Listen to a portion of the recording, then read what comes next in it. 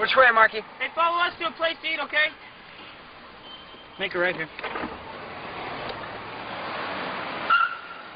Yeah, to us it didn't feel like an event.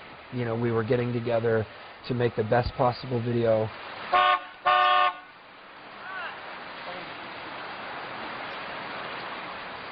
Collect call from Mark.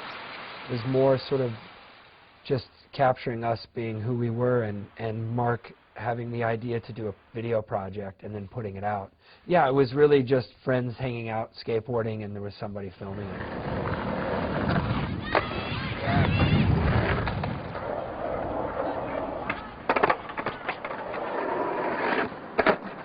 Video days we started filming like in 1990 some point, you know, and that was a lot of fun. It was different, you know, it was like we were going to have individual parts. I'd never had that. None of us had.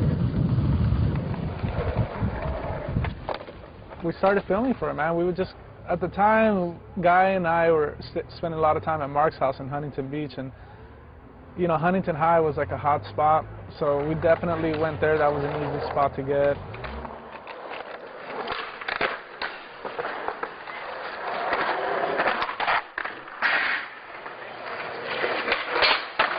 I mean, to tell you the truth, like, I was so young, I barely remember times of going out and, like, battling that trick or, like, thinking of stuff I had to do or, like, wanted to do. It was just basically sessioning and, like, capturing it, like, naturally.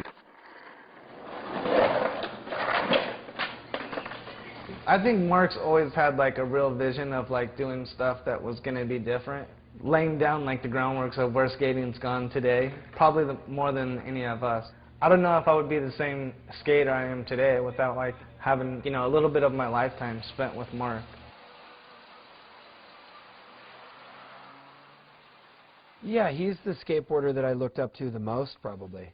Absolutely. And it's funny because he's only 2 years older than I am, but when you're 21 and you already look up to somebody, and you know they're turning 23. I remember when he turned 23, Guy and all of us, we gave Mark a hard time for it.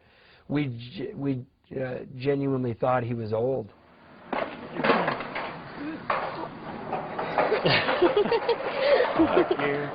Yeah, I think he just caught on early enough, and like Guy has, you know, a lot of control and very much sort of his own idea of skateboarding. He kind of just did his own thing, and I think that's why we all admired him so much, aside from the fact that he was doing stuff before anyone else. To see a weird-looking guy in a crooked afro, you know, that was the most exciting thing.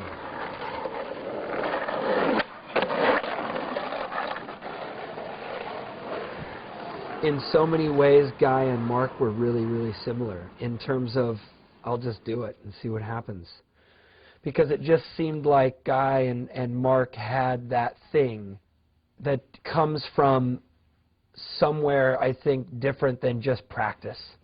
Even back then when Guy was young, he was really mature for his age and so much control of his skateboard, and I think a lot of that came from how put together he was even at such a young age.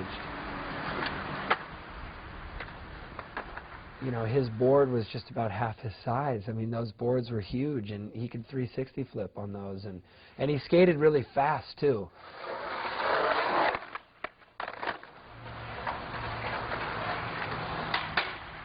In so many ways, even though I was, you know, 6 or 7 years older than him, he had a lot more confidence than I did on skateboards.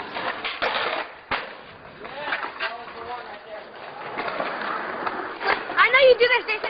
You think of the crack as like a bump or something. Yeah, I mean, limp, and then you go. Booyah! In your face! Damn! Let me see. Okay, hang on, Jason. Wait a minute. Let me see the board. I got that one clean, dude. Well, let's check out how you got it. Yeah. Oh, Spike, you should get an angle from up here.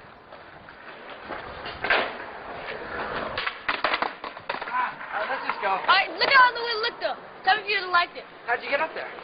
You know, one thing I could say about skating with, like, Mark and Jason, I was just so hyped to be skating.